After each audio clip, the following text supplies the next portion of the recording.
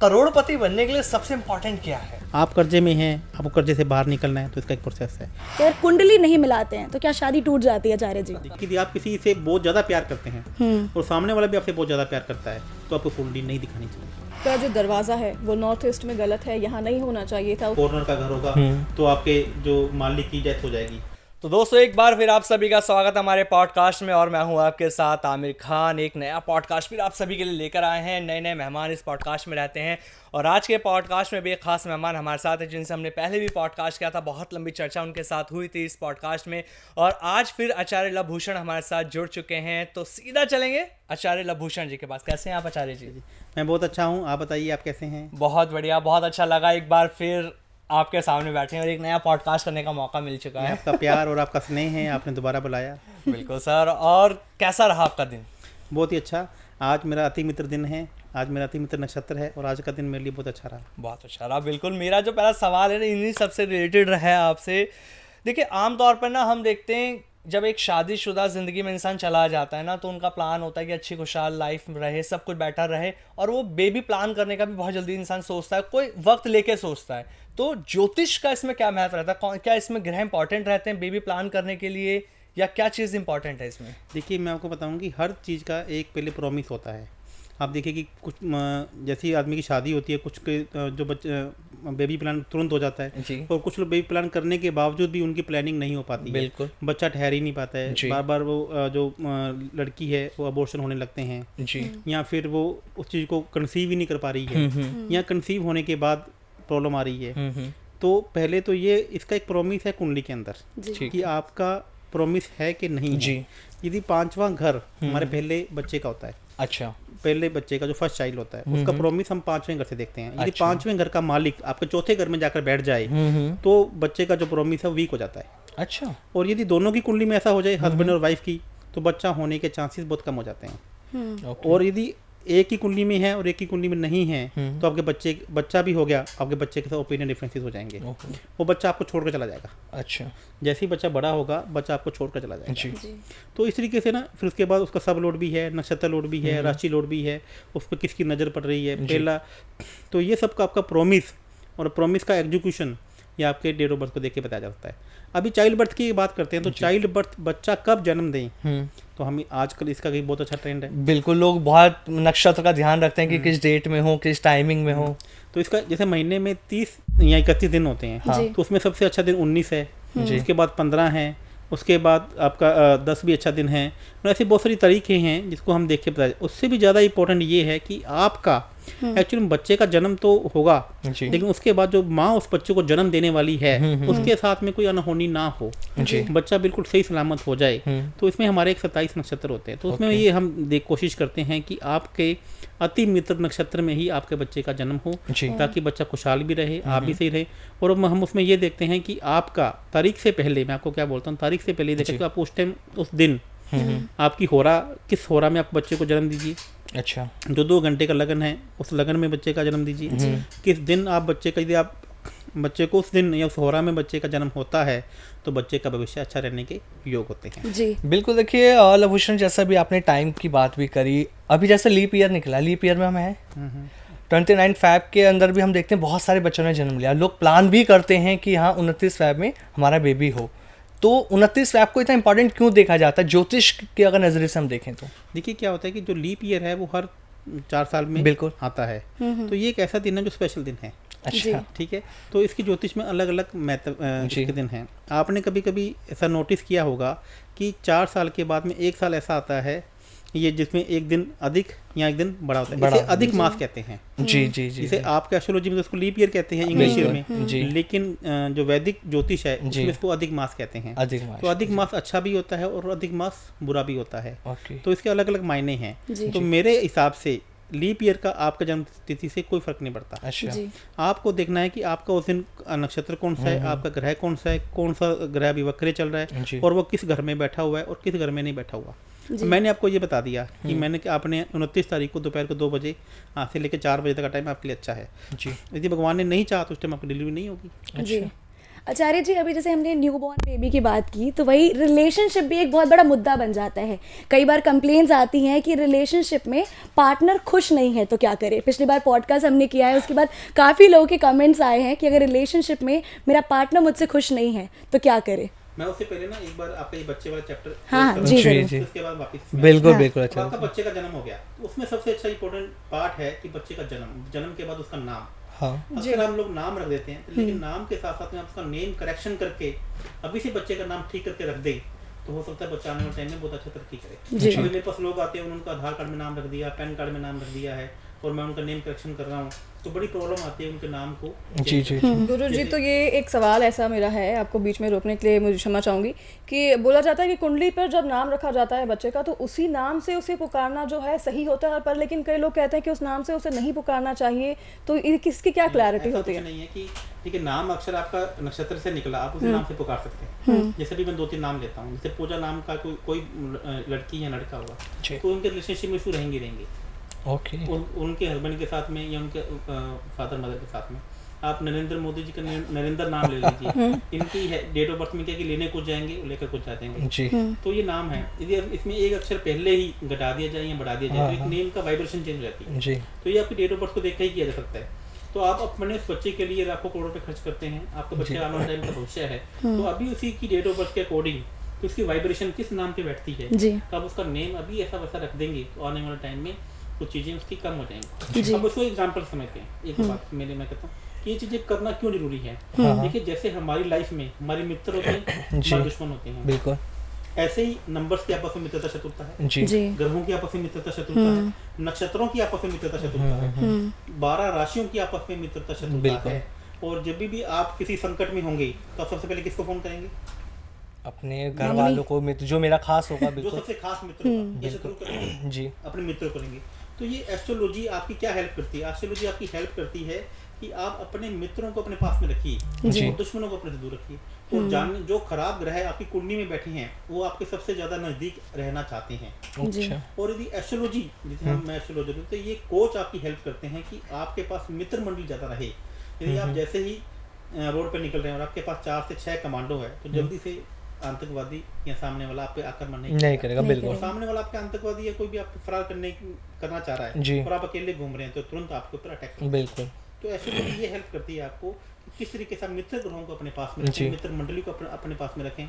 जैसे मान लीजिए कि 1 नंबर का, अक्सर लोग कहते हैं कि 8 नंबर दुश्मन जी। है, मान लीजिए 1 नंबर का 7 नंबर दुश्मन है, 1 नंबर का 4 नंबर दुश्मन है, जी। जी। तो उनके मित्र रखे तो आपको आपकी डेट ऑफ बर्थ 1 है तो आपको डेट ऑफ बर्थ का नंबर का टोटल 3, 5, 6 पे जी। या 9 पे रखना चाहिए। जी। तो जिससे क्या होगा कि मित्र ग्रह आपके पास में आ जाएंगे। आपको वैसे मोबाइल नंबर रखना चाहिए, आपको वैसे ही सिग्नेचर रखना चाहिए। जी। बिल्कुल। देखिए, जैसे अभी ये नाम की आप बात कर रहे थे ना कि नाम से बहुत इफेक्ट पड़ता है, अभी ट्रेंड भी है, हम देख रहे हैं न्यूमरोलॉजी के हिसाब से अगर हम बात करते हैं, बहुत सारे ऐसे सेलिब्रिटीज़ भी हैं जिन्होंने अपने नाम की स्पेलिंग चेंज करी और जब उनका करियर डाउनफॉल पे था, जैसे नेम स्पेलिंग चेंज हुई उनका अप हो गया। तो इसका इंपॉर्टेंस इतना क्यों है? देखिए, मैं आपको फिर कहता हूं, मित्र शत्रु आपका, मान लीजिए कि नाम आपका आमिर खान है, बिल्कुल। और आपकी डेट ऑफ बर्थ क्या है? 9/12/93। आपने भी लास्ट टाइम पूछा जी। तो 9 का सबसे बड़ा दुश्मन कौन है? शनि। 8 तो नंबर। आपके नेम डेट ऑफ बर्थ का टोटल 8 पे आ रहा है नेम का, तो आपको लाइफ में संघर्ष देखना पड़ेगा। अच्छा। आपका डेट ऑफ बर्थ नाम का टोटल 4 पर आ रहा है तो आपको मेहनत ज्यादा करनी पड़ेगी, रिजल्ट लेट आएंगे। तो ये आपको आपकी डेट ऑफ बर्थ के हिसाब से देख बताया जाएगा। उसमें यदि हम एक अक्षर को आगे पीछे कम ज्यादा कर देंगे, हाँ। जी। उस नंबर का जो टोटल है वो आपका फ्रेंड नंबर हो जाएगा। ओके। तो इसी प्रकार से आप अपनी कंपनी का लोगो डिजाइन कर सकते हैं, हाँ। कंपनी का नाम रख सकते हैं, आप गाड़ी का नंबर रख सकते हैं, मोबाइल नंबर रख सकते हैं, घर का नंबर। अभी मैं कल जोधपुर में था, वहाँ पे किसी की कंसल्टेंसी, वास्तु कंसल्टेंसी करके आया जी। मेरे आने से पहले वो लाखों करोड़ों रुपए वास्तु कंसल्टेंट को दे चुके हैं, लेकिन उन्होंने हाउस नंबर ही नहीं देखा। उनकी खुद की डेट ऑफ बर्थ 9 थी जी। और उनकी जो घर का नंबर था वो 2 पे था। जी। अब 9 का जो सबसे बड़ा दुश्मन है वो 2 है। अच्छा। कैसे? 9 जो नंबर है वो मंगल का है और मंगल क्या है? Fire element. फायर जी। और एलिमेंट। जो 2 नंबर है वो चंद्रमा का है। चंद्रमा वाटर एलिमेंट है और फायर और वाटर एलिमेंट सबसे बड़े आपका दुश्मन है। मैंने सबसे पहले बोला कि इसकी नेम की वाइब्रेशन, घर की वाइब्रेशन चेंज करो। वास्तु तो बात की बात है, हाँ हाँ। आप अपना घर का नंबर तो चेंज करो। जी। जैसे ही उसका मैंने नंबर अभी चेंज कराया है, अभी कल ही मैंने नंबर चेंज करा के आया हूँ। अच्छा। और आज सुबह उसका फोन आ रहा है कि सर जी। मेरे को रात को नींद ही बहुत बुरी है। एकदम मतलब इम्पैक्ट तुरंत हो जाता है मैं लाइफ में। तुरंत- वो कहता है कि मैं सो ही नहीं पा रहा हूँ, मैं हाँ। जैसे परेशान था। उसका तुरंत फोन आया आज मेरे पास और मैंने सबसे पहले, मैं किसी के पास वास्तु करने जाता हूँ, सबसे पहले उसके घर की बात की नेम प्लेट लगवाता हूँ। जी तो नेम प्लेट, अब नेम प्लेट कौन से तत्व की होगी? यदि आपका घर ईस्ट खुलता है तो लकड़ी की होगी, वेस्ट खुलता है तो मेटल की होगी, यदि आपका घर साउथ खुलता है तो कॉपर की होगी, यदि आपका घर नॉर्थ में खुलता है तो एल्यूमिनियम की होगी। शायद इतना तो कोई जानता भी नहीं है।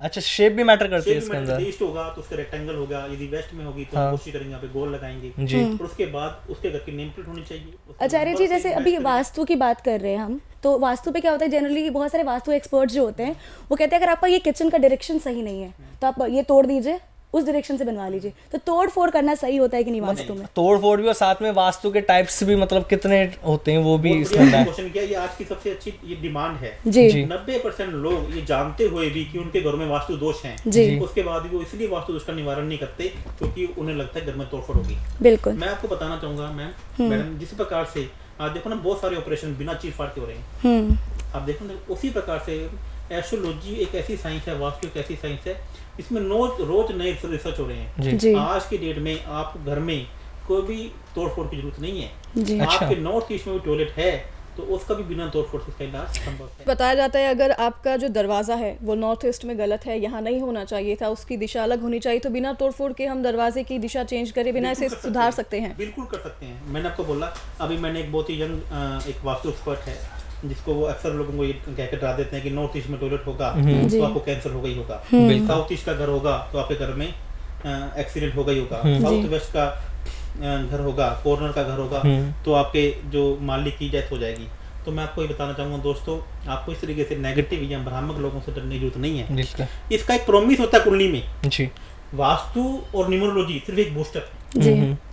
जैसे आप खाना खाने जाते हैं 5 स्टार होटल में जी, लेकिन बेसिक चीज क्या है? खाना। बिल्कुल। बेसिक चीज क्या है? खाना है, रोटी और दाल सब्जी जो हम खा रहे हैं। उसके बाद आपने जो चटनी लगा रहे हो और जो आप उसके साथ में पिज्जा मंगा रहे हो या वो सैंडविच खा रहे हो, वो वास्तु और न्यूमरोलॉजी है। अच्छा। एस्ट्रोलॉजी ही बेसिक चीज है जी। 50% काम आपका एस्ट्रोलॉजी करेगी, उसमें 20% 25% काम वास्तु का है, 10% काम न्यूमरोलॉजी का है और 15% काम आपके एलिमेंट का है। तो ज्योतिष एक इम्पोर्टेंट माध्यम है इनका पार्ट है। यदि आप एक बात बताइए कि आप दिल्ली में भी पॉडकास्ट कर रहे हैं जी, आप गुड़गांव में चले जाइए, आप दिल्ली किसी भी में चले जाइए, 90% लोगों के घरों में आपको नॉर्थ ईस्ट में टॉयलेट मिलेगा। आप चेक कर लीजिए, कैंसर हो गया। तो अगर जैसे डेट ऑफ बर्थ से, जैसे आप बता रहे थे ना कि न्यूमरोलॉजी से इतना फर्क पड़ता है, तो क्या मुझे क्या बिजनेस करना चाहिए, क्या करना चाहिए, कौन सा जॉब सेलेक्ट करना चाहिए, सब उस पर डिपेंड करता है? बिल्कुल डिपेंड करता है आपको जॉब कौन सा करना चाहिए, आपको बिजनेस कौन सा करना चाहिए। आप देखिए ना, एक आदमी तो कोई भी काम करता है उसके काम सारे सीधे पड़ते हैं और एक काम जो भी काम करता है उसके काम उल्टे पड़ते जाते हैं। आपको ये देखना है कि आपका पैसे देने वाला ग्रह कौन सा है, और यदि आप उसी ग्रह का काम करते हैं तो आप 1 और 1 11 हो जाते हैं। और यदि आपने उसके दुश्मन ग्रह का काम कर लिया तो 1 - 1 आप 0 हो जाते हैं। आप देखो ना, एक आदमी तुरंत करोड़पति हो जाता है, एक आदमी करोड़पति हो जाता है। अब इसका इफेक्ट कैसे आता है? कभी कभी क्या होता है कि आपकी दशा भी इसमें इंपॉर्टेंट करती है, लेकिन उससे पहले ये जरूरी है कि आप अपने मित्र ग्रहों का काम कीजिए। अभी मैं आपको एक एग्जांपल से बताता हूँ कि क्या हुआ कि किसी के 11वें घर में गुरु बैठा हुआ था और चंद्रमा बैठा था उसका 8वें घर में, और वह चावल का काम कर रहा था। मेरा गुजरात का क्लाइंट है, उसकी चावल की फैक्ट्री है, तो मेरे पास आया, मैं बड़ा परेशान हूँ साहब, मेरा काम चलता ही नहीं, मेरे पैसे डूब जाते हैं, मेरे काम हो जाता है। तो मैंने उसको बोला कि चावल का रंग पीला कर दे। अच्छा, क्यों? मैं वही तो आपको बताना चाह रहा हूँ।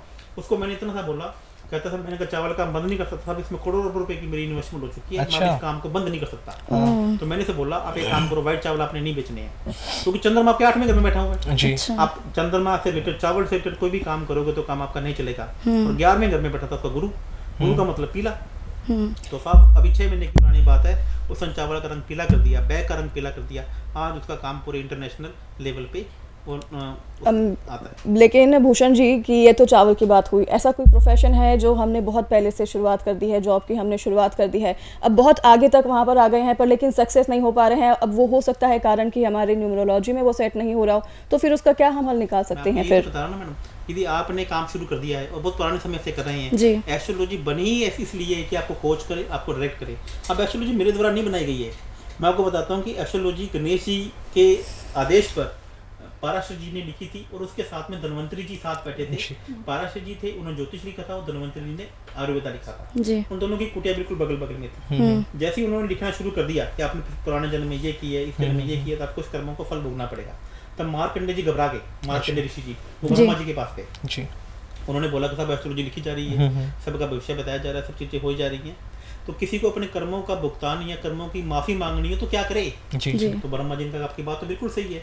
तो ब्रह्मा जी ने फिर मार्कंडेय की बातें उच्चार करते हुए गणेश जी से बात करके उन्होंने बोला कि इसको अपने जो कर्मों का प्रायश्चित करने का फल तो दो। जी इसमें कोई दो राय नहीं है। आज की यूथ क्या कहती है कि जो हमारी किस्मत में लिखा वो तो होगा ही होगा, ये एस्ट्रोलॉजर क्या कर लेंगे। तो मैं बोल रहा हूँ इसमें कोई दो राय नहीं है कि आपकी किस्मत में जो लिखा है वो आपको भुगतना पड़ेगा, लेकिन एस्ट्रोलॉजी इतनी हेल्प करती है कि जो चीज़ें बड़ी आपकी एस्ट्रोलॉजी में लिखी है वो भुगतनी है, आप उसको 20 साल में डाइल्यूट कर सकते हैं। यहीं पर मेरा एक और सवाल है, जैसे एस्ट्रोलॉजी से सब कुछ चेंज कर सकते हैं, लेकिन कभी कभी कहते हैं कि कर्म अगर आप अच्छे करें तो क्या उसका क्या इम्पैक्ट पड़ता है इस कर्म पे? जो आप अभी अच्छे कर रहे हो उसका आपको फल अभी नहीं मिलेगा, उसका फल आने वाला टाइम नहीं मिलेगा। अच्छा कई आप देखें ना बहुत अच्छे कर्म करने के बावजूद भी दुख पे दुख पीड़ा कर रहे हैं। जी मैंने एक एंकर को सुना था, उसके 8 ऑपरेशन हो चुके हैं और अभी उसकी डेथ भी हुई है।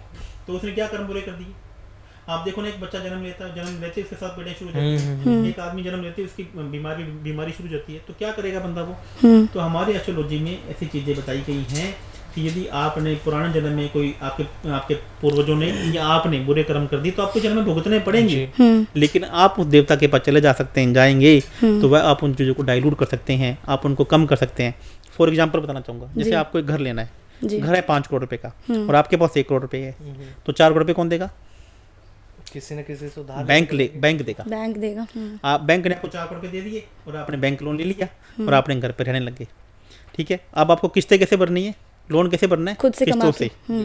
तो आपका घर तो बन गया ना अभी, लेकिन ऐसा थोड़ी कि 4 करोड़ आपको माफ हो गए। नहीं, तो जैसे ही आपने किस्तें नहीं भरी तो बैंक वाले क्या आ जाएंगे? घर बंद करने। घर बंद कर देंगे, घर नीलाम कर दो। ऐसी एस्ट्रोलॉजी काम करती है।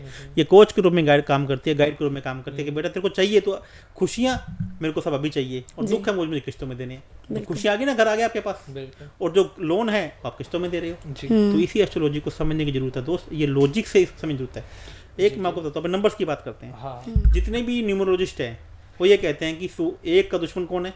जी 8। 1 का 8। सूर्य का सबसे बड़ा दुश्मन कौन है? शनि। मैं आपको आपके पॉडकास्ट के माध्यम से बताना चाहता हूँ कि जिसकी कुंडली में भी सूर्य और शनि इकट्ठे बैठे हैं वो अभी चेक करें, उनमें से 90% लोग रिचेस्ट लोग हैं, दुनिया के सबसे अमीर लोग हैं। अच्छा। जिसको सूर्य का साथ शनि का मिल गया, 2 ही सबसे बड़े ग्रह हैं, दोनों आपकी कुंडली में इकट्ठे बैठे हैं। अब जितने एस्ट्रोलॉजर सबसे जाते पहले बोलते तेरी कुंडली में सूर्य शनि इकट्ठा बैठे थे तो बट्ठा बैठ गया। और मैं कहता हूँ इससे बड़ा कोई राजयोग नहीं है। सूर्य शनि के 90% लोग चेक करें कि या तो बहुत बड़े डॉक्टर होंगे या कॉन्ट्रैक्टर होंगे या फिर बहुत बड़े बिजनेसमैन होंगे। उसके माइनस पॉइंट है, उसके साइड इफेक्ट्स हैं, वो हमें दूर करने पड़ेंगे। और सूर्य हमें वहाँ पे क्या करना है, हमें वहाँ पे ऐसे ग्रह को बिठाना है जो सूर्य का भी मित्र है और जो शनि का मित्र है। बताइए ऐसा ग्रह कौन सा है? बिल्कुल अच्छा, जैसे अभी आपने राजयोग की बात करी है ना, मेरा इसी से एक सवाल आपसे ये भी मैं जानना चाहूँगा। राजयोग कहते हैं जिसकी कुंडली में राजयोग है वो करोड़पति रहता है, उसको किसी तरह परेशानी नहीं आती।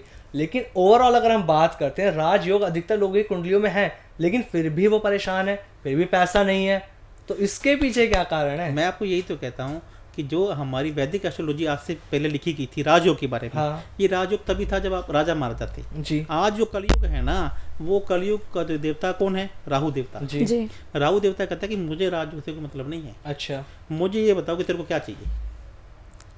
आप ये बताओ, मैंने अभी क्या बोला कि चंद्रमा शनि सबसे बड़ा विषय हो गया। हाँ, आप चंद्रमा शनि का काम कर लो, आपका विषय खत्म हो जाएगा। चंद्रमा शनि का मित्र कौन है? गुरु ग्रह है। गुरु ग्रह। आप चंद्रमा शनि के बीच में गुरु ग्रह बिठा दीजिए, दोनों की दोस्ती खत्म, शत्रुता खत्म जी। चंद्रमा का मित्र कौन है? गुरु। और शनि का मित्र कौन है? गुरु। दोनों को बीच में काम कर दिए, उनको दोनों की दुश्मनी खत्म। सूर्य शनि का मित्र कौन है? बुध ग्रह। आप सूर्य और शनि जिस भाव में बैठे हैं वहाँ बुध की प्लेसमेंट कर दीजिए, दोनों की दुश्मनी खत्म। आप इस प्रकार से आपको ये चेक करना है कि कौन उन दोनों के बीच का शत्रु है और आपको किसको लाके बिठाना है। अच्छा। राजयोग क्या है? अब राजयोग की बात करते हैं। गुरु चंद्रमा जी सबसे बड़ा राजयोग है। जिसकी कुंडली में गुरु चंद्रमा बैठ जाए इससे बड़ा राजयोग नहीं है। जिसकी कुंडली में गुरु शुक्र बैठ जाए इससे बड़ा कोई राजयोग नहीं है, लेकिन उसके बाद भी पैसा नहीं कमा रहा। इसका मतलब क्या है? एक राजयोग थोड़ी, राजयोग तो आपको एक इफेक्ट दे रहा है, एक अच्छे उसके फायदे आपको मिल रहे हैं, लेकिन उसके साथ में 6 आपकी कुंडली में जो बैड इफेक्ट्स हैं वो भी तो आपको देखने पड़ेंगे। जब तक आपने एक घर के अंदर गुरु चंद्रमा इकट्ठे बैठे हैं और बाहर से लोग लगा हुआ तो कैसे पैसा देंगे वो? जब तक उससे बाहर ही नहीं निकलेंगे तो पैसा कहाँ से आएगा? जी बिल्कुल। तो सबसे पहले ये देखना है कि उनको ताला कौन लगा के बैठा है, उसकी चाबी किसके पास है। अब इसकी शत्रुता कैसे होती है? जैसे आप यहाँ पे 3 लोग बैठे, हम 4 लोग बैठे, ताला तो आपने लगा दिया, आप चाबी किसको देके चलेंगे? इसको देके चलेंगे। और इन्होंने चाबी किसको दे दी? इसको मुझे दे दी। तो ताला तो इनसे तो नहीं खुलेगा ना, बिल्कुल ना आपसे खुलेगा, बिल्कुल बिल्कुल। अब मैंने क्या किया, इनको पकड़ा जाके, हाँ ताला लगाया मैंने भैया, लेकिन चाबी नहीं है, चेक कर ले। राशि दे दो। ये कहेंगे भाई इसको दे दी थी, कहा हाँ दी थी मेरे को, लेकिन है नहीं, चेक कर ली। मैं आपको ये कहता हूँ दोस्त, एस्ट्रोलॉजी मेरे ब्लड के अंदर है। मैं एस्ट्रोलॉजी इसलिए नहीं आया था कि मेरे को एस्ट्रोलॉजर बनना था, क्योंकि मेरे को खुद को एक अपने वाई का जवाब चाहिए था कि ऐसा लाइफ में क्यों होता है। और उस वाई का जवाब जब मैं निकलने लगा तो मुझे ऐसे ऐसे रहस्य जवाब एस्ट्रोलॉजी में पता लगे जो आज तक खुले ही नहीं है। बिल्कुल। और आज भारत जो सनातन धर्म का सबसे बड़ा विश्व गुरु है, आज देखिए उसी को फॉलो करके पूरा वर्ड टैरो कार्ड चल रहा है, स्विच वर्ड्स बोले जा रहे हैं, और चाइना में फेंग शुई चल रहा है, जापान में कोई एक नई टेक्निक चल रही है, और जबकि ये सब चीज़ें भारत की हैं और हमें भारत की संस्कृति को अपनाना चाहिए। दोस्तों आप देखिए हमारी संस्कृति में अभी स्विच वर्ड बोले जा रहे हैं कि ये बोलो, ऐसा कौन वाला ऐसा बोल दो। अरे भैया उससे अच्छा मंत्र तो भारत की संस्कृति में दिए गए हैं, आप उसको अपनाइए ना, और उसी को अपना के आप लखपति करोड़पति अमीर बन सकते हैं। लेकिन ध्यान रखिएगा उसका प्रॉमिस आपकी कुंडली में होना चाहिए, और प्रॉमिस नहीं है तो प्रॉमिस बनाए जा सकते हैं। जी। जो लोग स्विच वर्ड आपने जैसे बात करी, बहुत सारे लोग मैं ऐसे देख रहा हूँ न्यूमरोलॉजी में भी कुछ वर्ड्स होते हैं जो उनको 11 बहुत ज़्यादा लग के मानते हैं, या कोई स्विच वर्ड वो बार बार रिपीट करते रहते हैं ताकि उनके साथ निगेटिविटी भी दूर रहे और जो चाहते हैं उन्हें मिल जाए। तो कितना इंपॉर्टेंट है स्विच वर्ड और न्यूमरोलॉजी इसमें जो वर्ड्स की हम बात कर रहे हैं? मैं स्विच वर्ड को इंपॉर्टेंस नहीं मानता हूँ जी। पहले बातों से, क्योंकि स्विच वर्ड मुझे अपनाने की जरूरत क्या है। लेकिन बहुत सारे ज्योतिष तो इस चीज़ को कहते हैं ना। मैं आपको ये तो कह रहा हूँ कि हम भारतीय संस्कृति को अपनाएं ना, हम स्विच वर्ड को क्यों बना रहे हैं? जी। क्या हमारे मंत्र कम पड़ गए? क्या हमारी नॉलेज कम पड़ गई? हाँ, लेकिन उन्होंने क्या कर दिया, इसको शॉर्ट कर दिया। जो एस्ट्रोलॉजी का ज्ञान लेना नहीं चाहते वो शॉर्टकट सब अपनाना, और शॉर्टकट कब तक काम आएगा? जिंदगी में कभी शॉर्टकट मत बनाओ दोस्तों। जी। आपको घर में आग लग गई तो लिफ्ट काम करेगी क्या? बिल्कुल नहीं करेंगे। आपकी सीढ़ियाँ ही काम करेंगी। जी। आप जिंदगी में शॉर्टकट मत अपनाइए। ये स्विच वर्ड्स या इन चीज़ों के आप हमारी जो असली धरोहर है वो तो एस्ट्रोलॉजी है जी। और एस्ट्रोलॉजी से ही सब कुछ निकल कर आया है। बिल्कुल। और आपको इसी को ही अपनाना पड़ेगा। आप जितने भी स्विच वर्ड यूज करके सभी लोग अमीर क्यों नहीं बन गए? मैं वही चीज है ना, क्यों एस्ट्रोलॉजर, कुछ ऐसे एस्ट्रोलॉजर भी है ना लवभूषण जी जो लोगों को मिसगाइड भी कर रहे हैं कि आप ये स्विच वर्ड कर लो, ये वर्ड्स आपके लिए लकी हो जाएंगे, करोड़पति बन जाओगे। ऐसा कुछ होता तो मैं नहीं आपको ये तो कह रहा हूँ दोस्तों कि आपकी कुंडली ही सब कुछ है। बिल्कुल। आपकी जन्म तिथि कुंडली ही सर्वे सर्वा है, और जो न्यूमरोलॉजी और जो वास्तु है ये उसको बूस्ट करते हैं। आपको अपने आप को मल्टीप्लाई कैसे करना है उसमें न्यूमरोलॉजी काम करती है, उसमें वास्तु काम करता है। लेकिन यदि आपने एस्ट्रोलॉजी का सहारा नहीं लिया तो कुछ दिन तो भाई काम करेंगे, वापस से फिर आप वहीं और चीज़ें वहीं के वहीं। जी। अभी कुंडली की बात करें तो सबसे पहला सवाल जो कॉमनली हर इंसान जानना चाहता है कि अगर कुंडली नहीं मिलाते हैं तो क्या शादी टूट जाती है आचार्य जी? देखिए बिल्कुल सही बात है कि कुंडली शादी कुंडली मिलाकर ही करनी चाहिए। जी। अभी आपने रिलेशन का क्वेश्चन लिया था, उसको भी अभी लेते हैं। बिना कुंडली मिलाए शादी नहीं करनी चाहिए। लेकिन उसमें मैं एक आपसे अपवाद वाली जो कंट्रोवर्सी वाली बात कहेंगे कि यदि आप किसी से बहुत ज़्यादा प्यार करते हैं और सामने वाला भी आपसे बहुत ज़्यादा प्यार करता है तो आपको कुंडली नहीं दिखानी चाहिए। यदि ये क्यों? आपका प्यार राधा कृष्ण का है, आपका प्यार लैला मजनू का है, यदि उस लेवल का है तो ऐसा आप क्यों क्राइम कर रहे हैं? पहचाने कि हमारा प्यार जो है राधा कृष्ण के तो आप जानते हैं ना, नहीं, ये बात बिल्कुल सही है, वो आप पहचान। वो आप देखिए ना आपका प्यार कितना है। यदि आपने वहाँ पे कुंडली मिलान का काम कर लिया तो दोस्तों आपकी कुंडली में तभी आ गया ना। जी। आप बात को समझे जी। यदि आपकी भावना में त्याग की भावना है तो फिर कुंडली में तो वहाँ पे तो भगवान आपके साथ वैसे ही हो जाएगा। बिल्कुल बिल्कुल। कुंडली मिलाना जरूरी है, मैं आपको फिर कह रहा हूँ। लेकिन आपका यदि प्यार ऐसा है तो वहाँ पे देवता भी आपके साथ में हो जाएंगे। मतलब हमें अगर अपने लव मैरिज पे, अपने पार्टनर पे विश्वास है, तब अगर आप लव मैरिज करना चाहते तब कुंडली मिलवाइए मत। ये कंट्रोवर्शियल क्वेश्चन है, ये कंट्रोवर्शियल बात है। मैं ये बोल रहा हूँ कि कुंडली मिलानी चाहिए, लेकिन आपका प्यार सच्चा है, आपके पार्टनर का प्यार सच्चा है। आप कहते हैं अब ये कैसे जाने? ये तो आप जानिए, आपका पार्टनर जाने। बिल्कुल। बहुत सारा ऐसा भी तो होता है, कुंडलियां मिलवा ली, सब कुछ ठीक है, शादियां भी हो गई, आफ्टर मैरिज नहीं बन पाती है, वो डाइवोर्स तक नौबत पहुंच जाती है, तो वहाँ किसका दोष है जी? देखिए मैं आपको एक बात बताता हूँ, हुआ क्या भारत में जो एस्ट्रोलॉजी है ना, इसको हम अपने लो लेवल पे लेके चलते हैं। जी। आज हमारे लिए एस्ट्रोलॉजी क्या है? सेकेंडरी, थर्ड, फोर्थ नंबर है। जी। आपने बोला कि मुझे शादी करनी है जी। एक फलाने बंदे से, आपने बोला कि मुझे फलाने, आप पंडित को क्या बोलते हो कि मेरी ये कुंडली है, इसको मिला दो। जी। इसको मिलाना ही मेरा काम है। आप बोलो कि पंडित जी आप दक्षिणा ज़्यादा ले लो, इसकी कुंडली मिला दो, तो वो क्या कहता है कि ठीक है, पंडित जी कहता है ठीक है, इसका मैं उपाय कर देता हूँ, मान लीजिए। अरे भैया जिसकी कुंडली नहीं मिली है, यदि किसी में भृगु दोष है, जिसमें नाड़ु दोष है, उसे उपाय है ही नहीं है। अच्छा, उपाय नहीं है उसको, कुछ के उपाय हैं और कुछ के उपाय नहीं है। और दूसरा, यदि आपका चंद्रमा का नक्षत्र उसके वध में बैठा है तो सामने वाले की डेथ हो जाएगी। आपने भाई दोष की बात करते हैं, एक सबसे कॉमन है मांगलिक दोष। देखिए, कि लड़कों की शादी, अगर मतलब कोई लड़का मांगलिक है उसकी शादी मांगलिक से कराइए, अगर लड़की भी मांगलिक है तो तभी शादी टिक पाएगी। पहले तो मांगलिक दोष क्या होता है इसको समझने की जरूरत है। जी। कि मांगलिक दोष होता क्या है। अभी 90% लोग मांगलिक दोष नहीं जानते क्या होता है, और साढ़े सती क्या होता है ये नहीं जानते क्या होता है। मेरे पास लोग आते हैं कि सर मेरी शनि की साढ़े सती चल रही है। मैंने कहा तो तेरे तो शनि की साढ़े सती लागू ही नहीं होती, चल कैसे रही है। तो पहले मंगल की दशा को समझते हैं कि मांगलिक दोष क्या होता है। जब भी मंगल चौथे घर में होता है, 7वें घर में होता है, 8वें घर में होता है, 12वें घर में होता है, ऐसी स्थिति में मंगल खराब होता है। जी। मंगल कौन सा प्लैनेट है? अग्नि का प्लैनेट है, और अग्नि आपकी क्या होगी? खराब होगी, दूषित होगी अब आपकी। तो आदमी क्या आएगा? गुस्सा ज्यादा आएगा, आदमी लड़ने पिटने वाला होगा, आदमी के काम ज्यादा नहीं बनेंगे, आदमी थोड़ा सा हार्डवर्क करेगा, थक जाएगा। पर मांगलिक दोष का असर पड़ता है। शादी तो ठीक है, हम शादी सब जगह पड़ेगा, आपके हर जगह पड़ेगा, प्रोफेशन पे, हर प्रोफेशन पे पड़ेगा, आपके काम पे पड़ेगा, आपके भाइयों के पड़ेगा। ऐसे लोगों के भूमि के विवाद हो जाएंगे, भाइयों से विवाद हो जाएगा, जगह का रेंट पे देगा, किराएदार उससे डिस्प्यूट कर लेगा। तो ठीक कैसे किया जाए फिर? मैं ये आपको बताना चाह रहा हूँ कि मंगल खराब है। जितने भी कोर्ट केस है ये मंगल के कारण होते हैं, जितने भी लड़ाई झगड़े हैं, कर्जा होता है, ये मंगल के कारण होता है। लोग अक्सर कहते हैं कि राहु खराब है तो तेरा होता है। अरे भैया राहु जैसा तो प्लेनेट ही कोई नहीं है, राहु जैसा कोई ग्रह नहीं है। जितने भी मंगल अमंगल हो जाए तो आपका काम खराब होता है। मंगल क्या हो जाए? अमंगल हो जाए। क्या राहु के बारे में ऐसी कोई बात है? क्या सूर्य के बारे में ऐसी कोई बात है? क्या शनि के बारे में कोई ऐसी बात है? सिर्फ मंगल के बारे में। सबसे जो खराब मैं ये कहता हूँ, मंगल जो सब 9 ग्रह में यदि एक ग्रह ऐसा है वो खराब हो गया तो 8 ग्रह भी अच्छे हैं तो आपकी कुंडली अच्छी नहीं है जी। इतना बैड इम्पैक्ट है मंगल भवन या मंगल हारी। ये जो लाइन है किसी 8 ग्रह के बारे में बोलेगी तो बता दो आप मुझे। अभी तक तो शायद हमने भी नहीं सुनिए, बता दीजिए। पर लेकिन जनरली जितने भी एस्ट्रोलॉजर हमने कॉमनली सुना है कि राहु ग्रह आपका खराब है। मैं कहता हूँ राहु को बदनाम कर दिया मैडम जी। राहु को बदनाम कर दिया। आज की डेट में कलयुग में राहु देवता है। आज के देखो, पहले तो आप वो विचार समझिए, पहले कौन कौन से युग है? सतयुग, त्रेता युग, द्वापर युग। वो किन के युग थे? देवताओं के। और अब किसका युग है? दानवों का। आज देखो ना, सब कुछ काला काला। आपने देखो क्या पहना हुआ है? काला। मैडम ने क्या पहना हुआ? काला। लोग कहाँ सो रहे हैं? दिन में सोते हैं, रात को काम करते हैं। लोग ट्रैवल कब करते हैं? रात को करते हैं। पार्टियां हो रही हैं, जुआ खेला जा रहा है, शराब पी जा रही है, आईपीएल के मैच हो रहे हैं, जुआ, सट्टा, लॉटरी सब लग रहा। तो पहले क्या सतयुग में, द्वापर में, त्रेता युग में था क्या चीजें? रात में लोग कहते थे जैसे संध्या का टाइम हो आ वहीं पर रुक जाओ। रात के टाइम तो युद्ध भी नहीं होते थे, खाने के लिए भी नहीं कहा जाता था। और आज जितनी मिसाइलें रात को गिरी जाती हैं, रात को बनाई। तब क्या था? जितना से बड़ा युद्ध भी था, महाभारत का युद्ध भी था, तो संध्या काल में उसको विराम दे दिया जाता था।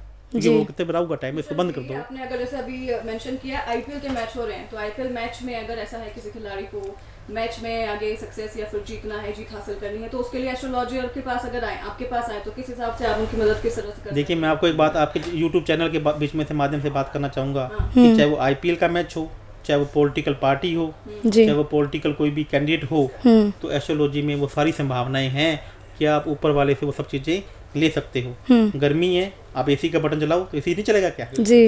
यदि आप यहाँ तो गर्मी में रहो और पंखे के झूलते रहो या फिर एसी चलाओ जी। तो एस्ट्रोलॉजी आपकी मदद करती है वो उन चीज़ों को लेने में जो आप चाहते हो जी, बशर्ते आप एक अच्छे एस्ट्रोलॉजर के पास पहुंच जाइए। लेकिन हाँ, नहीं मैं पूछना चाहती हूँ यहाँ पे अगर यहाँ पे आपके पास 2 टीम आ जाए, अगर मान लीजिए सपोज कोई 2 टीम की प्लेयर आ जाती है और कहती है कि मुझे जीतना है मैच में, तो कैसे क्या करना होगा? हाँ, दोनों अलग अलग टीम की। मान लीजिए राजस्थान रॉयल आ जाएगी, चंडीगढ़ वाली, ये पंजाब वाली को टीम आ गई, तो हम एक टीम को लेंगे जी। हम दूसरी टीम को रिजेक्ट कर देंगे कि भैया अब हमें एक टीम का, यदि हमारे से एक टीम का संबंध हो गया या रिलेशन हो गया, मतलब उसने बोले क्लाइंट बन गया, तो हम दूसरी टीम को क्यों लेंगे? हम यही तो मैं आपको एस्ट्रोलॉजी कहता हूँ कि जहाँ शनि क्या कहता है? चालाकी। अब मेरी बात बताओ, सबसे जो चालाकी वाला प्लैनेट कौन सा है? शनि। अच्छा। लोग कहते हैं चालाकी कौन देता है? शनि। शनि आपका मजबूर करता है चालाकी करने में, बेईमानी करने में और क्रूरता करने में। और आपने वो कर दी तो शनि कहता है तू आगे आगे मैं तेरे पीछे। और आपने कहा चालाकी मैं नहीं करूंगा, अपना कभी ईमानदार से करूंगा, तो शनि कहता है मैं आगे आगे तो मेरे पीछे पीछे, आज तेरे काम तो मैं डबल ट्रिपल करता हूँ। ठीक है, दोनों टीम है, अगर एक टीम को आपने रिजेक्ट कर दिया तो वो अगर दूसरे एस्ट्रोलॉजर के पास जाती है जाए तो मुझे, अरे ये तो फील्ड है ना खुला, आज देखते हैं किसके बाजू में कितना दम।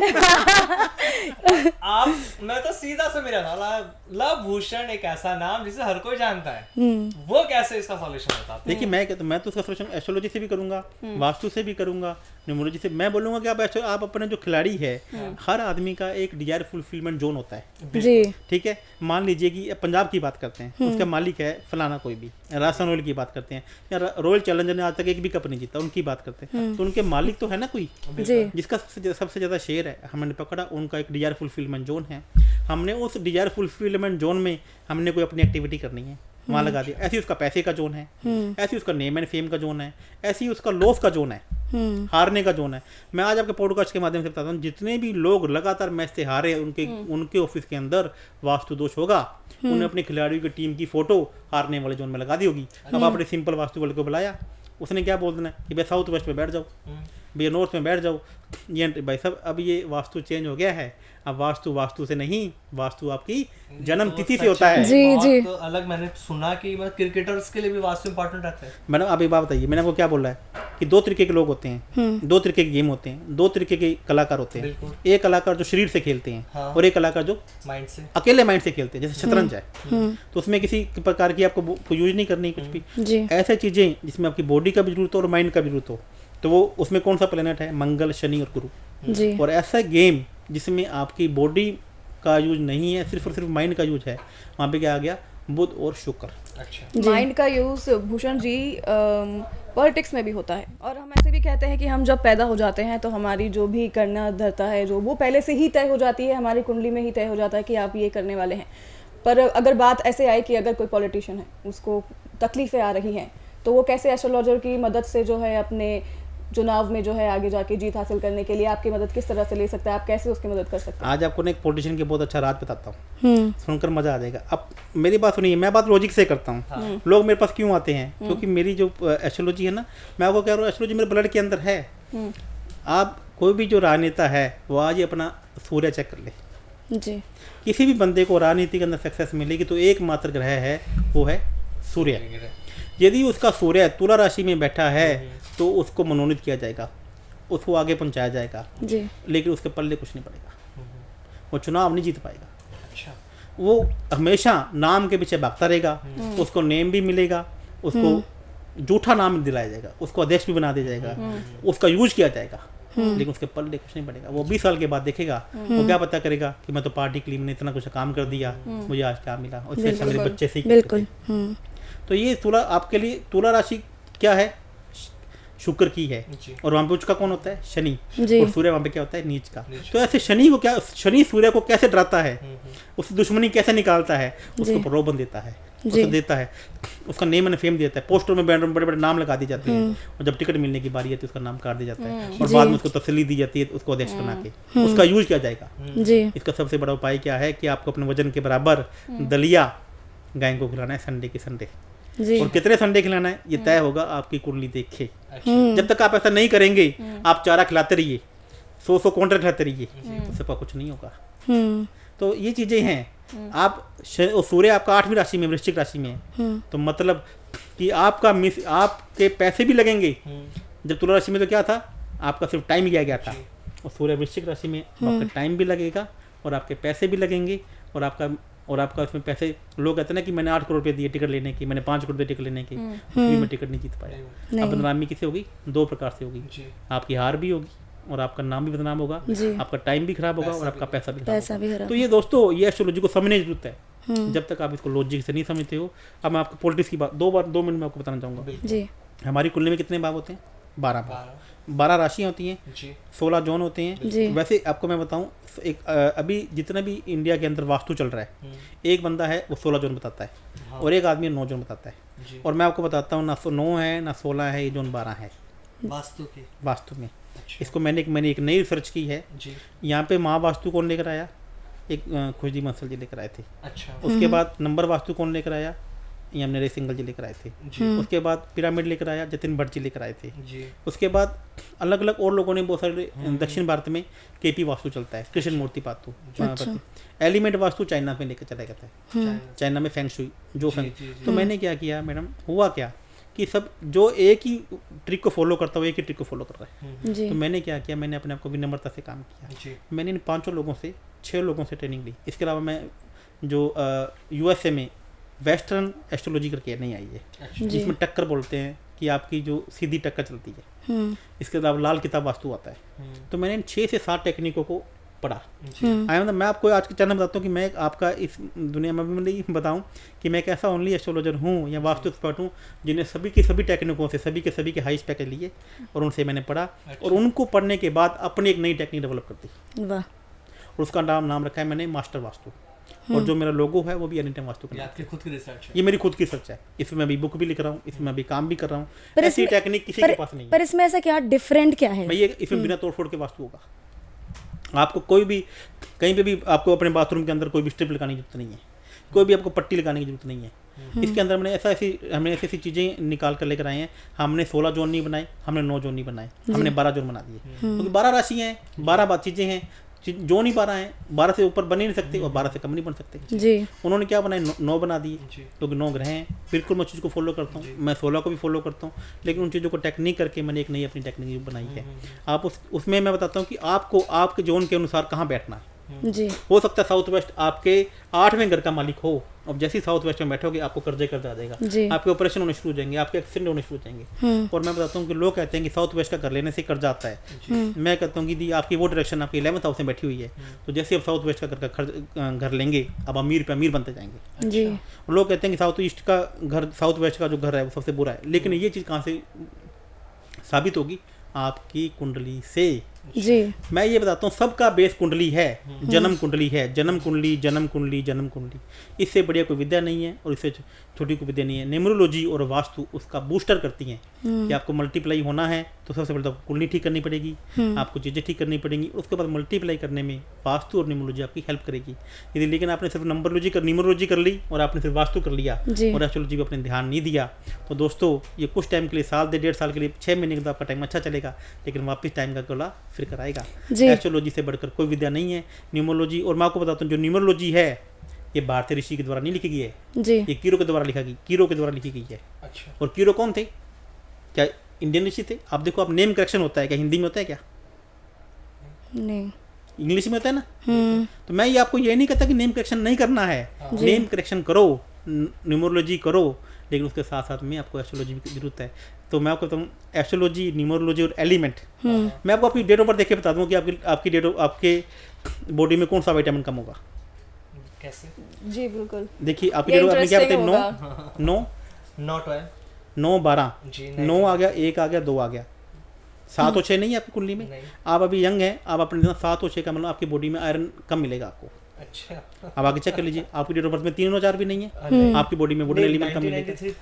3 है तो 4 नहीं है, तो आप ऑर्गेनाइज थोड़े से कम है, आप डिसिप्लिन थोड़े से कम रहेंगे, आपको पैसों की चीज़ें थोड़ी सी कम रहेंगी। पैसा जिस चीज़ के लिए जोड़ोगे वहाँ ना लग के कहीं और लग जाएगा। रिलेशनशिप इशू आपकी लाइफ में जाता रहेंगे।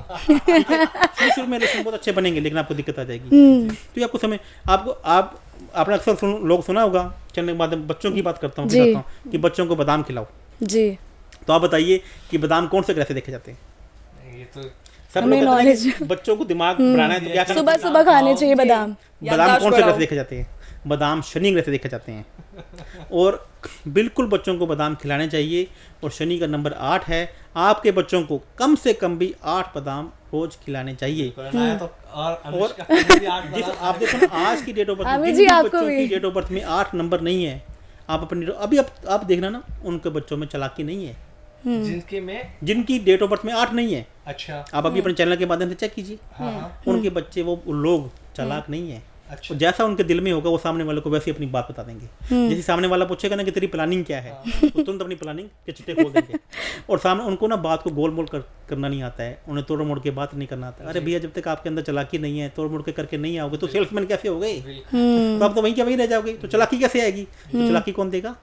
शनि देगा। तो 8 बादाम, जो बादाम को भिगोने की बात बच्चों को देके की जाती है। बिल्कुल आप अपने बच्चों को 8 बादाम रोज खिलाइए।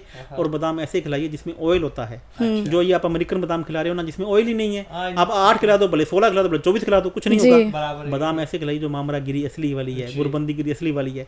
बच्चों को बादाम का तेल उसके दूध में मिला के पिलाना शुरू कीजिए।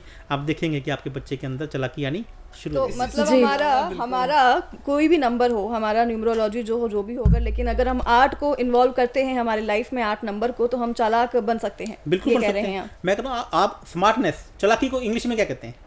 अपने क्या कहते हैं जिसे अपने बंदा Clever. नहीं देता है, अरे बंदा स्मार्ट था। ओवर स्मार्ट नहीं बनना है, ज्यादा 8 जिसके अंदर होंगे वो स्मार्ट होगा, उसको लोग वैसे लाइक नहीं 8 की जगह 16 नहीं खाना है इस बात का ध्यान रखना। तो आपको ओवर स्मार्ट नहीं चाहिए, लेकिन स्मार्टनेस तो चाहिए ना। अपने जैसे बंदा आपको मिल जाएगा, बंदे से मिलकर मजा आ गया, बंदा स्मार्ट था।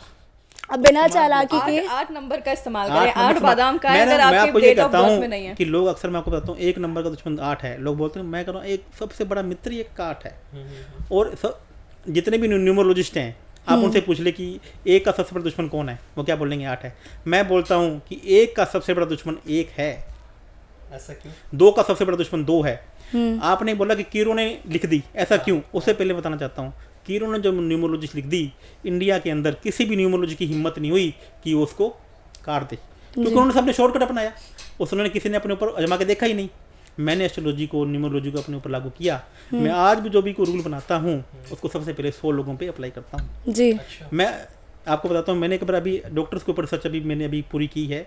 मैं IMA में गया, वहाँ पे 500 डॉक्टरों की लिस्ट लेके आया, उनकी सबकी डेट ऑफ बर्थ ली और मैंने चेक किया कि डॉक्टर है तो डॉक्टर क्यों है, ये सर्जन है तो सर्जन क्यों है, दांतों का क्यों है। जी उन 500 के ऊपर सर्च करके मैंने अपनी अभी एक रिसर्च बनाई। लेकिन उससे पहले आपको बताता हूँ कि 1 का सबसे बड़ा दुश्मन 1 क्यों है। जी बिल्कुल। आप बोलते ना 1 का सबसे दुश्मन 8 है। आपने अभी सुना होगा? अभी थोड़ी देर पहले ही आपने आमिर जी को कहा था, मैं अभी वही पूछने वाली थी कि अगर 8 आप है, हाँ इसमें कोई डाउट नहीं है, लेकिन उससे भी बड़ा दुश्मन 1 का दुश्मन 1 है। अच्छा अब 1 का नंबर कौन है?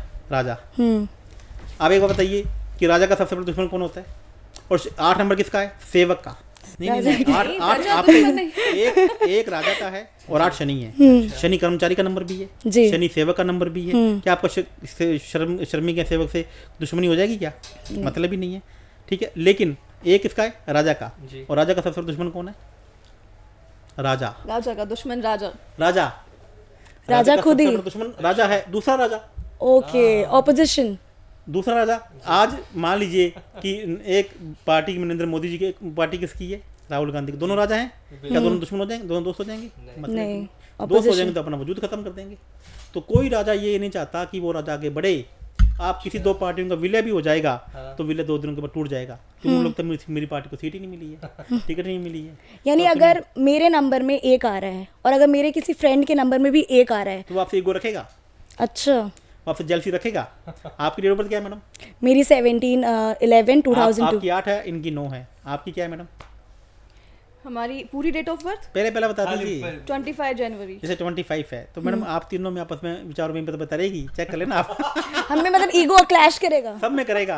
आप दुनिया को दिखाने के लिए कुछ भी करें। 25 से सिर्फ कोई कहते हैं कि पूरा जो है बर्थ डेट हमें ऐड करके फिर न्यूमरोलॉजी का जो नंबर है वो कैसे निकाला जाए परफेक्ट नंबर, क्योंकि अलग अलग तरीके हैं, कोई कहता है ऐसे सुनिए मेरी बात को, हर नंबर की वाइब्रेशन है। अब ये बोलते हैं कि न्यूमरोलॉजी जिनको सिर्फ न्यूमरोलॉजी करते हैं, न्यूमरोलॉजी काफ़ी है। आप एक बात बताइए मैडम, आपका जन्म 25 को हुआ तो 25 में कितने बच्चों ने जन्म लिया? 1 मिनट में 1 सेकंड में 4 बच्चे जन्म लेते हैं जी पूरे वर्ल्ड में। आज तो ऐसी टेक्निक आ गई है मैडम, हम कोई 8-10 लोग एस्ट्रोलॉजर्स हैं पूरे वर्ल्ड में। हमने क्या किया कि बर्थ टाइम रेक्टिफिकेशन बनाया है, जिसमें हम सेकंड का भी सेकंड निकालते हैं जी। कि जिसमें सेकंड का भी सेकंड। माइक्रो सेकंड कि आपका जन्म 1:15 में नहीं मैडम, 1:14 800 सेकंड, मतलब 800 मिली सेकंड पे हुआ है। ये बात पिछली बार आपने बताई थी। हाँ, ताकि हम आपकी परफेक्ट डेट ऑफ बर्थ पे पहुंच सकें। और आप न्यूमरोलॉजी में बैठे हो मैडम, कहाँ बैठे हो क्योंकि आप? आमतौर पे ऐसा होता है मैं कि ये कह रहा हूँ कि secret न्यूमरोलॉजी आती है। जरूरी है, मैं आपको मना नहीं कर रहा हूँ, वो बूस्ट करती है। लेकिन आप अकेले न्यूमरोलॉजिस्ट के बाद जा रहे हो तो आपका तो जन्म 25 को है, वो तो कहेगा आपका जन्म 7 है, 5 कॉमन बातें बता देगा जिसकी सबकी 7 है। अरे मैडम 7 में हुआ, किस होरा में हुआ, किस नक्षत्र में हुआ, नक्षत्र के किस चरण में हुआ, कितने सेकंड में हुआ, सब इम्पोर्टेंट है। अरे मैडम वही तो इम्पोर्टेंट है। आपको मैं कह रहा हूँ Astrology, न्यूमरोलॉजी सिर्फ आपको बूस्ट करती है आपकी चीज़ों को, वो कोई प्रॉब्लम सॉल्व नहीं करती है। आप एक बात को, मेरी बात को समझने की कोशिश कीजिए कि हम उसकी मदद लेके हम एस्ट्रोलॉजी से हमने चीज़ों को ठीक किया, हम न्यूमरोलॉजी से चीज़ों को ठीक किया, नंबर को ठीक किया, लेकिन न्यूमरोलॉजी सब कुछ नहीं है। सब कुछ कौन है? एस्ट्रोलॉजी है। मैं वास्तु को भी कहता हूँ, वास्तु का रोल आपकी एस्ट्रोलॉजी में 20 से 25% है, 10% न्यूमरोलॉजी का है, 15% रोल आपका एलिमेंट का है और 50% रोल अकेली एस्ट्रोलॉजी का है। और मैं आपको बताता हूँ कि जितनी भी 4 से 5 विद्याएं हैं, ये मतलब अभी तक मैंने कितने भी मैंने अपना किसी से भी ईगो क्लैश नहीं किया। मुझे जो भी लगा ना कि मेरे को ये आता है, मैं आज भी सीखता हूँ। हाँ। मैं आज भी सीखता हूँ। मुझे लगता है कि कोई बंदा सिखाना चाहता है, मैं कहता हूँ नतमस्तक आपके चरणों में प्रणाम, आप मेरे गुरु हो। मैं आज भी एस्ट्रोलॉजी की क्लास अटेंड करता हूँ। मैं आज भी कोई बहुत से ऐसे लोग हैं, मैं उनको सुनता हूँ तो मुझे प्रभावित होकर मैं उनकी क्लास अटेंड करता हूँ। मुझे लगता है कि कुछ ना कुछ तो नया सीखने को तो मिलेगा। तो मैं आपको बताता हूँ, लोगों के बीच में ईगो आ जाती है। ईगो कैसे आती है? जैसे एक बंदे ने एक 16 जोनों वाला चार्ट सीख लिया, उसको 5 वाला सीखना ही नहीं है। एक ने नंबर वाला सीख लिया, उसको 16, वो एक दूसरे की बात को काट रहा है। बिल्कुल कि ये विद्या बेकार है, हो रहा है आज के डेट में। ये विद्या बेकार। और जबकि मैं ये कहता हूँ कि हर विद्या में दम है, हर विद्या में दम है। तो कोई ऐसा एस्ट्रोलॉजर भी है, मैं कहता हूँ हाँ 16 जोन में दम है, मैं कहता हूँ हाँ नंबर वास्तु में दम है, हाँ एलिमेंट वास्तु में दम है, हाँ लाल किताब वास्तु में दम है, हाँ केपी वास्तु में दम है, हाँ वेस्टर्न एस्ट्रोलॉजी में दम है। लेकिन क्या हम आपका 8 तरीकों से वास्तु कर दूंगा? क्या मैं कभी कर नहीं पाऊंगा। तो हमने क्या किया, मैंने क्या किया कि उन जो 7-8 टेक्निक थी, उनको टेक्निक को पहले अपने ऊपर लागू किया, उनको बनाया, और एक ऐसी टेक्निक निकल के आई, एक ऐसी रिसर्च निकल के आई जो आज तक के इतिहास में सबसे न्यू है और सबसे नई है। जी, तो और वैसे काम करती है। बहुत कम होंगे जो पहले अपने ऊपर अरे लागू मैडम, करते astrology में हैं। तो कोई- ये सिर्फ हमारे भूषण सर हैं मैं जो पहले एक- अपने ऊपर लागू करते हैं, फिर आप लोगों को सही मैं ऐसा तरीका एस्ट्रोलॉजर ढूंढ बताएंगे। रहा हूँ अभी, जैसे मिलेगा तो आपको नाम बता दूंगा। तो ऐसा पति पत्नी में भी हो सकता है कि अगर उन दोनों के नंबर्स मैच नहीं हो रहे तो उनका संबंध अच्छा नहीं है, लेकिन एस्ट्रोलॉजी के माध्यम से वो ठीक हो सकता है फिर। 100% मैडम। अभी एक मैंने किसी की मैं क्लास को अटेंड करा था, उन्होंने बोला कि आपकी डेट ऑफ बर्थ 1 है और आपकी वाइफ की 8 है, तो आप दोनों के बीच में संबंध अच्छे नहीं रहेंगे, बिल्कुल नहीं रहेंगे, विचारों में मतभेदता रहेगी। इसमें कुछ आप गुरु की सहायता लो ना, आप गुरु को बीच में बिठा दो, दोनों के दोनों के संबंध अच्छे होने शुरू हो जाएंगे। लेकिन उससे भी ज़्यादा इंपॉर्टेंट क्या है? एस्ट्रोलॉजी। जी